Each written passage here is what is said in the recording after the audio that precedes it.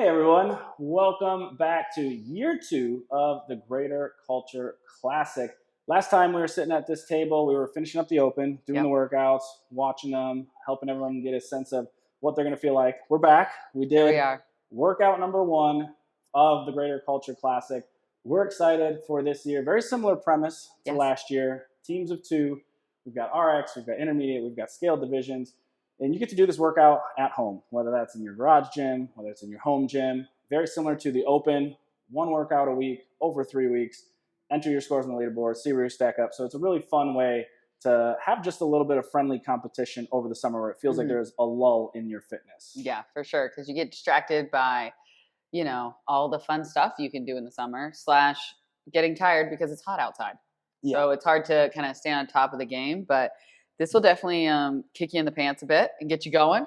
Yeah, I feel like we had the open. For some of us, we did quarterfinals. We just watched all the athletes do the semifinals. So maybe you've got that itch of like, hey, it'd be fun to get out there and test myself and spread it out over 3 weeks, which I really appreciate. And so with this first workout, it goes live on Monday, June 10th. Tell us a little bit about what workout one is. So this one in teams of two, as all the Greater Culture Classic workouts are, it's going to be 4 time with a 12-minute cap. We've got 20 synchro wall balls followed by 20 cleans. And then we're back to the wall balls for 20 more, 15 cleans. And the cleans are split between you and your partner. And the weight has increased now. And then we've got 20 more wall balls, 10 cleans, increased weight, 20 more wall balls, 5 cleans, increased weight, 20 more wall balls, and then 3 cleans. And then you get a nice little break, 3 minutes. That was a big break. I enjoyed that. And then in the last 15 to 20 minutes of the workout, you are establishing a 1 rep for the complex that is a clean and jerk and a hang clean and jerk. Yeah, and so all the weights are going to be listed here. Like we said, there's an RX, an intermediate, and a scale division. So you can choose the right division for you based on the weights that you can hit. The rep schemes change just a little bit as well, going from RX to intermediate and then down to scaled. But everybody's doing the same complex. This one we named Texas Rattlesnake. We've got this wrestling theme going for all 3 weeks. So this is an homage to Stone Cold Steve Austin. It's a fun one. I think this one does bite because that first round feels pretty good. And you're like, yeah, this is great. And then each time you go back to that bar, it just feels like the venom is going through your legs and through your body just a little bit more. Or by the time you get towards that final bar, you're like, is this going up or not? Yeah. Well, I mean, yeah, the final bar for you, other bars for me. It was funny you said, pick the weight that you can do. I did not pick the weight that I could do, as you will see. It's always fun. You think you're getting old, and then you do immature things like not warm up properly, and you're like, look at me, I'm still young. Like, I mean, it must mean I'm still young because I do silly things. Well, and this is my favorite style of workout to lift to, which is a ladder, which is why we didn't warm up, because you're like, oh, by the time you're done with the first bar, you're going to be warmed up and ready for the second and the third bar. But then all of a sudden you realize I'm not warmed up for those heavier bars, and they squish you just a little bit. Yeah. But I will say this one was a fun one. As we were designing the workouts for the Classic, it's always fun to have something that can test people's strength, give them a chance to lift heavy with a complex. And for me personally, like I said, this is one of my favorite ways to test strength. Dave Castro always used to say you have to earn your heavy bars. And we certainly make you do that with this by you have to do some synchronized wall balls and get through some of those entry bars before you can start lifting heavy. And maybe give people a chance to either hit a PR or test something that is pretty difficult for them. Yeah, it was, even though I only hit 1 at the round of 10 cleans at 155, it was nice to finally get it up there. And then 165, I made an attempt, but I knew that was not going to go anywhere. But it is rewarding to know that you can get over some of those hurdles sometimes. And because we went back and forth like we did, you got to rest a little bit and then I got to rest a little bit. It helped give me a second to be like, okay, you can get your mind right and hit this again, even if it doesn't always go up the first time. Yeah. So we're going to go ahead. We're going to watch the workout, commentate on it, tell you a little bit about our strategy, what we thought was best for us, and maybe give you some tips and tricks along the way as you hit this workout. So we kick things off here with 20 wall balls right out of the gate. So for the wall balls, we both said we feel pretty confident in those that we were going to be able to hold on to sets of 20 throughout. Yeah, especially if I could count properly, right? We only had one little flub up, and I was like, oh. And the synchronized portion of this particular movement is at the bottom of the squat. All of the men are throwing to a 10-foot target. All of the women throwing to a 9-foot target. Our RX teams are going to do 20 synchronized wall balls. Intermediate, you're still keeping the same weight, but you're going to do 15. And then our scaled athletes, you also are doing 15 reps, but you're going to get that 14 and that 10-pound ball. So unbroken there, 40 seconds, goes pretty quick, and we're right on the bar. And what was our strategy here for barbells? 1 and 1, I realized, about into this rep, I was like, oh, like stay down, because as soon as it hits, especially if you're a mixed pair, I can pick it back up. So that's why I just ended up hanging out down there. It did not help though. My hamstrings did light up a little bit. I was like, I didn't think I was messing with them too much, but it definitely was not as fun as it should have. Yeah, and so that's gonna be one of the standards for the barbell, is that one barbell has to be on the floor at all times if you are a mixed pair. Yeah. So you have to wait for your partner's barbell to hit the floor before you can lift. So as soon as you hear that bounce of the plates, you can begin to lift. And I think singles is a good option here, knowing that you've got the wall balls, which tend to get the heart rate up just a little bit. It's nice to go back and forth, give your arms just a little bit of a break, maybe take a breath or two in between, and then we're changing weights. Yeah, I will say for the ladies doing this, that this weight change is so annoying. Yeah. Going from that 95 to that 125, because you don't want to just stack 10s, because then you're stacking 10s the whole time. It is an option for sure. It is one of the standards that teams have to change their own plates. If you are a mixed pair like this, then each of you can change your own bar. You can help your partner. If you have same sex pairs, then you're going to be able to, each of you, take a side and get through it pretty quick. Yeah. But plan for those transitions, because that will count towards that time. And for us there, it probably took us 20 seconds maybe. Yeah, and then I was like walking over, like, oh, my hamstrings are not okay. This was probably the hardest set of wall balls for me, but then after that, it was fine. The wall balls, I mean, I was saying I hadn't pulled out those lifters in a while, and they felt great for wall balls. It was funny. We were debating about our strategy beforehand, and I said, I think I'm going to go lifters, because all I'm doing is squatting and doing a bunch of cleans in a complex. Like, there's no reason not to give myself that advantage. And you kind of laughed and looked at me, and I was like, I think it might help. And yeah, you were very right. Yeah, squatting in the lifter just feels nice. Yeah, those were just it was easy for sure. It's like you just kind of fall into place. Yeah, I do think for cleans as well, personally, having that lifter gives you a lot of nice even foot pressure through the floor. Like, it feels like you're really pushing off the floor, and it feels really stable, especially if you start getting into squat cleans or heavier cleans. So for me, it also just gives me a little confidence pushing off the floor. What's also a little bit annoying about this is if you're trying to keep the chalk on your hands. Yeah. Because it's hella hot here right now. And it's just humid too. Yeah. And if you're in a place like that, you chalk up and then you do wall balls and the ball has taken all your chalk. And then you're trying to be quick on the cleans and you're like, I need chalk. Yeah, I went with the chalk on the barbell, which I think helped for the first 2 rounds. And after that, it turns into cake almost. Yeah, it's just your hands start getting sweaty. The bar starts getting sweaty. Both of us still felt very confident going power cleans here. I think that's a way to conserve your legs a little bit and some energy. Odd number of cleans in round number 2 there. So, one partner ends up doing 7, one ends up doing 8. But we still felt pretty good going back and forth. And I would say those first 2 rounds felt really solid. Kind of took a look at the clock there and you're like, all right, 2 rounds, 2 minutes a round.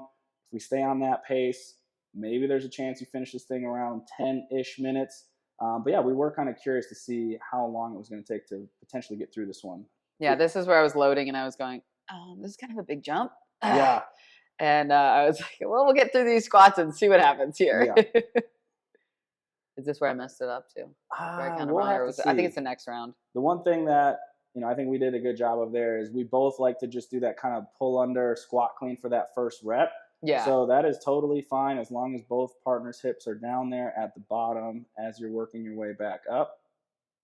And I think wall balls is one of those where, similar to any partner workout with synchronized movements, where you're going to operate off of whichever partner maybe isn't as proficient at the wall ball. So if you are the wall ball king or queen in your group, the best strategy there is to look at your partner and probably ask them, hey, how many do you got? And if they tell you 10, whatever, then that's what we're going to operate with. And we would do that quick check-in of like, hey, how are you feeling? and then you'd say, hey, I'm good, or this is how we're going to operate. So then for this bar, we both got there, and I was like, I'll do one. Thought maybe I'd do two. Oh, we'll test you should have just done two. A really strong pull there. Yeah, and once I start doing power cleans, it's really hard for me to switch to full. And I haven't been squatting a lot recently. And so I was just like, I don't even think I can stand it up if I do full, because I know that's where I'm at right now. And this is where I do that. And then, oh, there it goes. Yeah. It's amazing how quickly the core actually gets a little bit fatigued when you start hitting those heavy cleans. And then I just felt like crap because I was like, I should have been able to do some of these bars here. So yeah, word to the wise, even if these numbers are in your wheelhouse or a little bit, maybe a little bit of a reach, like I would warm it up a little bit more. I just like ripped it, and my warm up was the set of 95 and 125, and I should have definitely done like 135, 145 before hitting that 155. And I will say we were kind of joyful. We got the hips opened up, we got a squat pattern opened up a little bit, but we also said the warm up was getting all the plates and barbells out. Like it takes a little while to get everything out.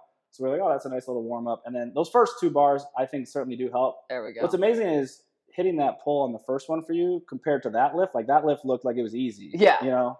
If the first, that's how the first one should have gone. And if I had warmed up the right way, it would have gone like that. But it just.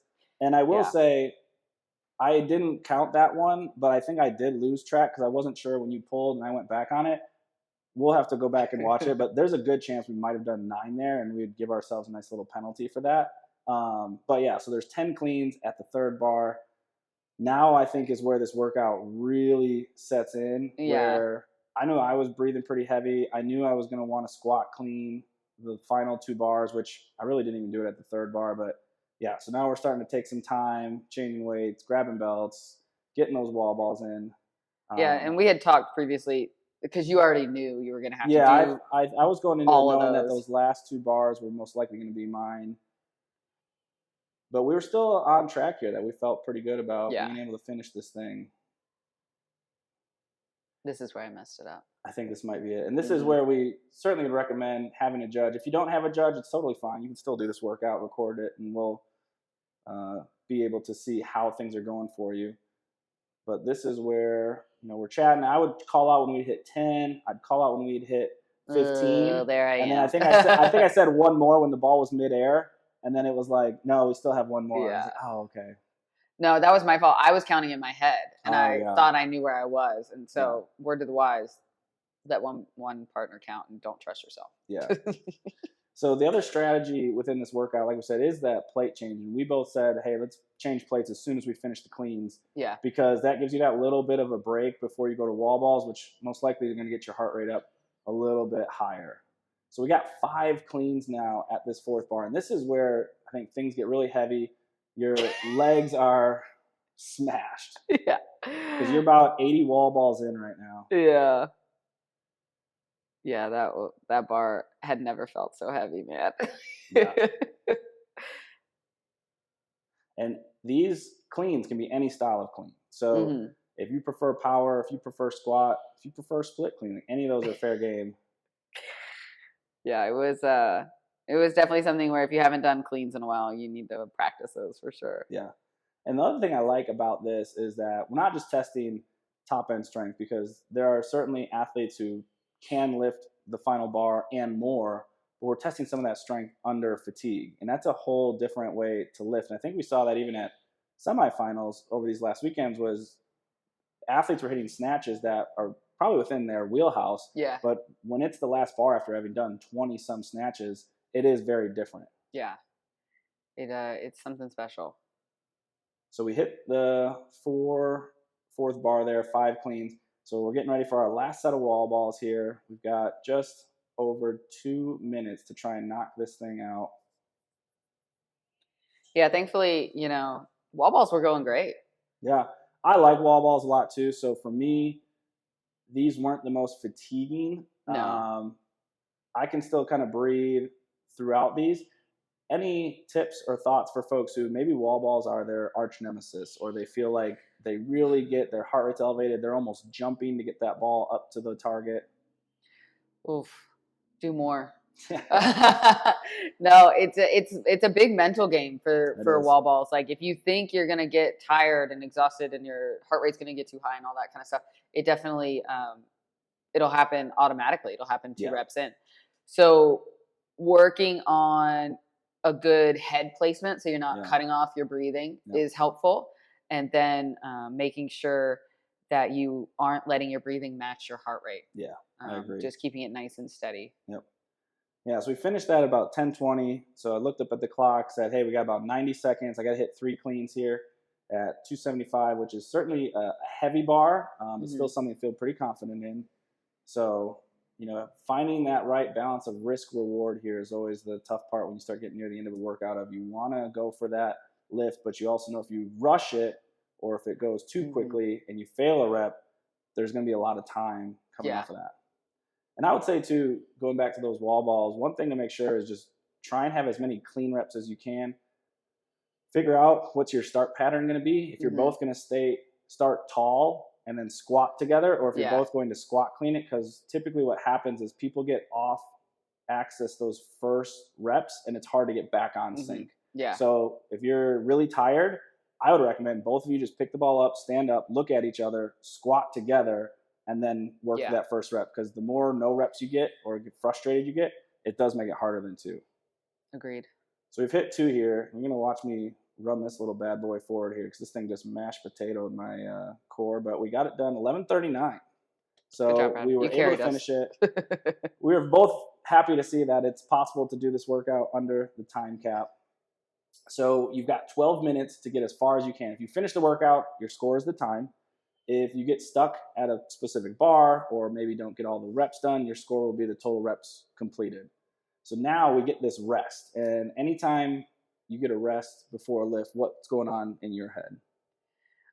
Making sure that I'm not too aggressive with my first bar, which is why you'll see me in a second here. Actually, I was going to start at 125 and I was like, you know what, let's change that up a little bit just so we don't put ourselves in a hole too early.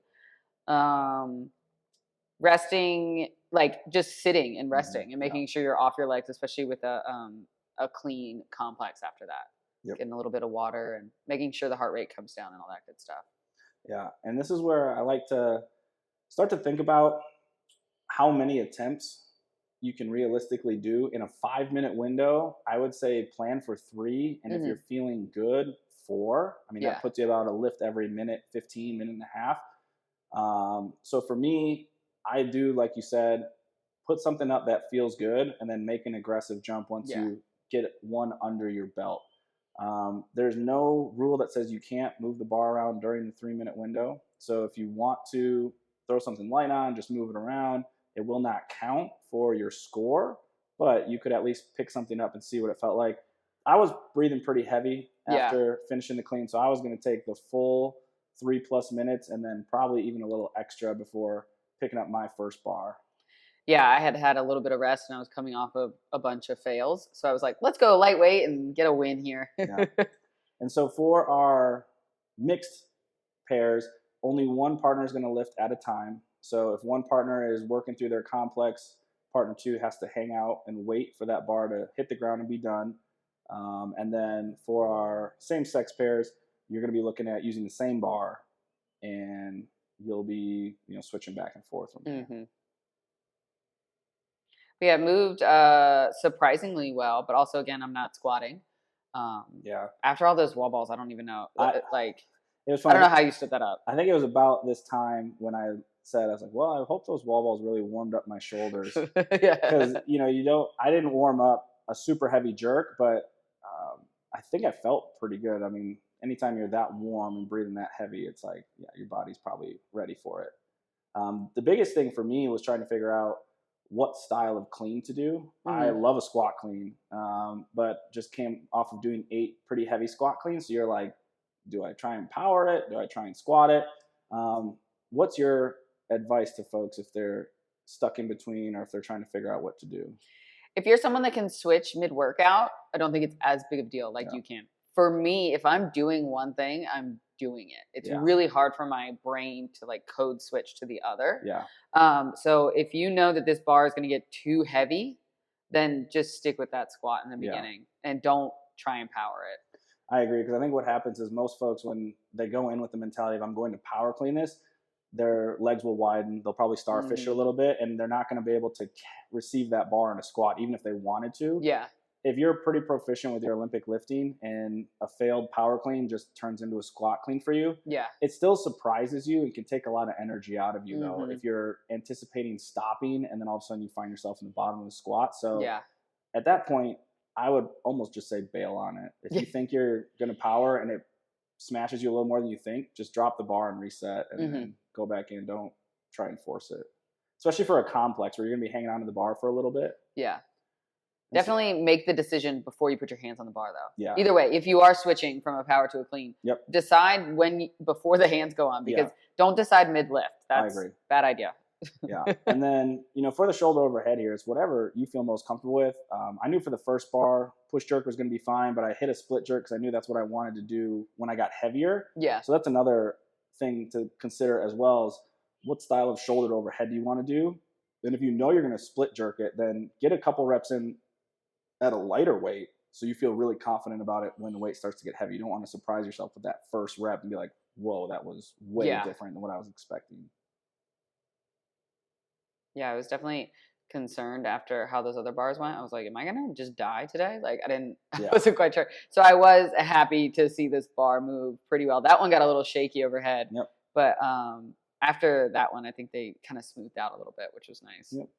Yeah, so both cleans, any style of clean, power or squat. For the hang clean, though, got to keep that bar above the knees when you go into that hang position. So whether that's top of the knee, mid-thigh, high hang, we know athletes have all different styles. Some athletes can keep it in that really high hang pocket and just kind of pop it up. Some like that bar to travel. I know I'm someone who kind of goes to about mid-thigh, little bit of space for that bar to travel. Oh, I wasn't even like going to attempt it. You saw me, I barely bent down. I was like, we're not finding out how low we can go. I like this complex because it's the one where you're like, you do the first clean and jerk, and you're like, I'm strong as you know what. And then you do the hang clean, you're like, I'm not strong. Yeah. I'm not strong. Well, and I think the other part too that's challenging with this one is figure out your re-rack. Yes.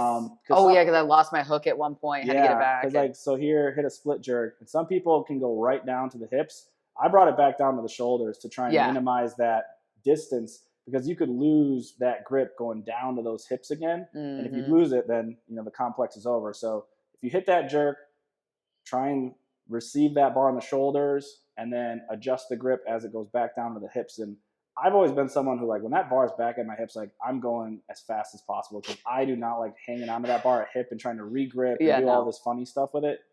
If you have to re-grip at the hips, I would recommend bending forward, try and like brace that bar at the hip height, get that hook grip back. Push jerks are still looking solid. Yeah, it didn't feel bad until that last one, though, every time. There we go. Yeah, that second one certainly is more effortful. Yeah, and so for me, I think this is only going to be the third attempt, and I was pretty good with that. I think the lifts looked good, but like they felt very effortful. And so I knew, like, hey, I'm going to just pick this bar up at 1950. So as long as the bar is off the ground. Loading technique here. Oh, yeah. Yeah, we were discussing, because I knew I wanted to get 140 in because it was feeling really good. Yep. So yeah, we were talking about hitting it, because that's something you got to take into account. Right.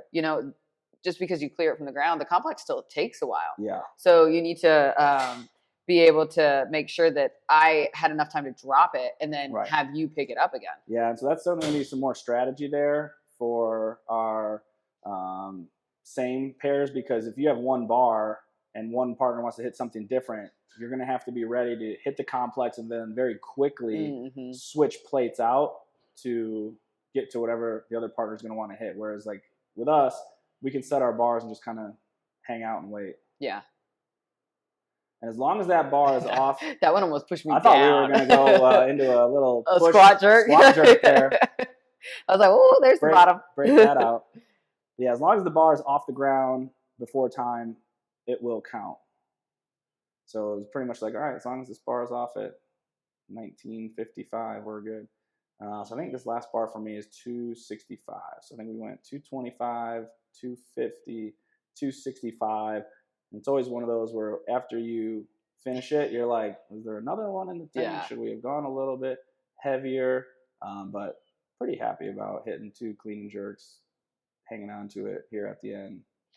Yeah, my thought was, wow, I should have done that first, and then I probably could have picked up 155 a few more times. I was a little annoyed with myself, but mostly because I'm normally better at warming up and like being prepared for things. And then I was like, okay, really? One, it's a long workout too, with it being 20 minutes. So now having a chance to have done the workout, any sort of thoughts, perspectives, things that you would recommend for athletes taking on this challenge? Wear your lifters if you have them, and warm it up. Yeah. Warm up more. Be really confident with that squat pattern, and then create a strategy from the get-go. Yes. And if it's, hey, if one partner is most likely going to take some of the heavier barbells on the back end, there's a chance you could front load it and make somebody take some more cleans on the front end, knowing that, you know, things are going to shift. I think going back and forth touch and go, or back and forth singles, was the best option for us, especially with each of us having our own bar. If you're really proficient with a barbell and you have one bar between your team, you know, maybe you do go sets of 3 to 5 early and then doubles or something like Just that. because it's bouncing around, it's a lot easier to hit a few more. No, I should have taken more on the beginning to take a little bit off of you on the back end there. But the funny thing is, I mean, looking back on it, it felt pretty good. Yeah. So I don't know that those first couple bars made a difference at the end. Make sure your wall ball reps are clean. I think that's a big one. And if you get out of sync, just drop, stop. When you pick the ball up, look at each other, figure out how you can get that squat going at the same time. And then for the complex, just have fun with that. I think it's a unique complex. It's fun. It's going to challenge you to try and figure out what your clean is like, what your overhead position is like. But I think it's a good one. Yeah, I agree. It was a fun workout. It was. I liked it. I think for week 1, this is fun. It's going to be 2 scores. So score for part A, which is going to be the time for that Metcon portion, and then part B is your lift complex. So 2 scores right out the gate. It'll be fun to see what athletes do and how fast they can tackle this one. See if you can beat 11:39. I think there's going to be some teams that are going to be flying for this one. I think there'll be some heavy lifts going up too, which will be a lot of fun to see. Yeah, it'll be cool. We won't show you what it looked like when we try and stand up after this little talk, though, because I have a feeling it's going to be tough.